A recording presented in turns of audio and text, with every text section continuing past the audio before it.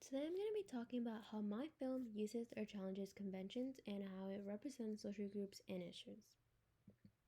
So, first, as my partner and I looked into what genre we wanted to do, we decided on fantasy. But as on deciding on fantasy, we knew we wanted to combine horror into it. And while researching how we could be able to combine fantasy and horror, we found that dark fantasy would be what suited us best. And we delved into searching dark fantasy, and we were really inspired by shows like The Witcher. And we felt that we could really represent dark fantasy in the 2 minutes that we had for our opening. So, following fantasy conventions, we followed good versus evil, which was the majority of our opening was just us trying to push that onto the audience. So we had a hero versus a villain, and our film actually opens with a montage of a fighting scene between our hero and our villain. And in these 2 minutes, it was very important that we could be able to convey this convention because we really wanted to be able to represent the villain in our we thought the characterization of the villain was what would be most important. So, on deciding this, we knew that our mise en scene would be what really pushed this convention out there. So, um, we can see in our costumes, right here in our costume, this is our costume for Cyrus, who plays our villain. And when looking at other fantasy films, as they're fighting, their clothes get ripped up. So after going out and buying our outfit for Cyrus, we decided we were going to give it rips to really convey the fight and really convey that he has been fighting for a while. So we decided to rip it up. We decided to kind of like mess it up a little bit. And for props,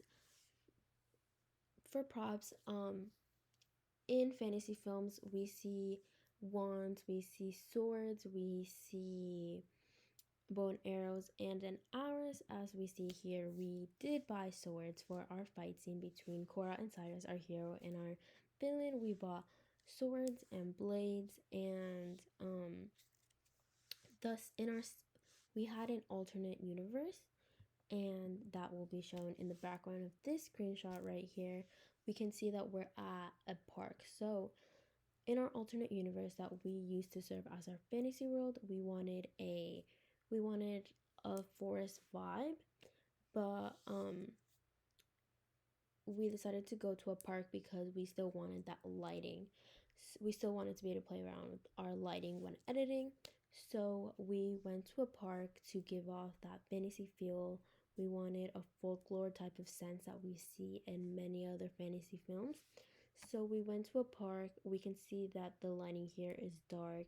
We were really trying to be able to convey that this was a fantasy world. So when it comes to our camera and our story, we had a real world versus fantasy world. So that was really light versus dark, and light being our real world, which I will show here a screenshot. Here is our real world, and as I said before, we start off with a montage, but after that montage, Cora, our hero, gets kind of a snapback to reality, and this is the real world. So we see a lot of light shining in, which was important for us to convey because in our fantasy world, we don't see that much light. So that is our dark. So it was important for us to be able to convey the light in the real world. And we have a fight scene, which is our montage, as I've stated many times now. And in that fight scene, we have zoom ins, which we zoom into the swords to be able to get a clear shot of the swords. And we have a tracking shot, which plays a very important part in our film, and that is shown here. And this this we wanted to represent the horror aspect of our film, and in many horror films we see the camera tracking the characters, but something we did do differently here is that we followed the villain. So we wanted to follow the villain, and to give it that horror aspect, we had a shaky camera because it was handheld. We handheld the camera as we followed, and it really gave it like that shaky aspect. And we wanted that to like inflict fear into the audience, which we don't really see in that many horror movies. And most horror movies, they do follow like one of the victims, as you could say, I guess. So we really, in here, we wanted to follow um our villain. And as we can see here, we're at a library, which plays into our real world. So, setting was a very important part for us as well, as I've said before. So, for our real world, we used a library. Um, and then moving on to editing and sound. Um, so, during our montage, we used fast paced music during our montage and our flashback. And in the fast paced music, we wanted to give a sense of hurry, of um, a sense of I guess fear, you could say. And we used a lot of boom effects in that because we wanted to, as I said, inflict that fear, especially during the flashback scene where we see Cora running away from Cyrus. And we had a lot of background noise. So when Cora gets that snap back into reality, we incorporated background noise, which comes from her two friends, but her two friends aren't in the shot yet. So we wanted to give that sense of like, oh, like the audience not knowing where Cora is now. And we used a shot reverse shot, which can be seen in many films such as The Hunger Games, Divergent, and we wanted the audience to be able to see um, through Cora's eyes. So we wanted to it be like a POV shot of what Cora is seeing when she looks out of a glass window. And on top of that, we have jump cuts, which is our transition from fantasy world to the real world, and a lot of fades, which are also seen in films such like as Harry Potter. So we wanted to follow that sort of convention. And lighting, we played around with lighting, as you can also see right here in our films. We played around with lighting to give that sense of like it not being a real world, like a magically built world.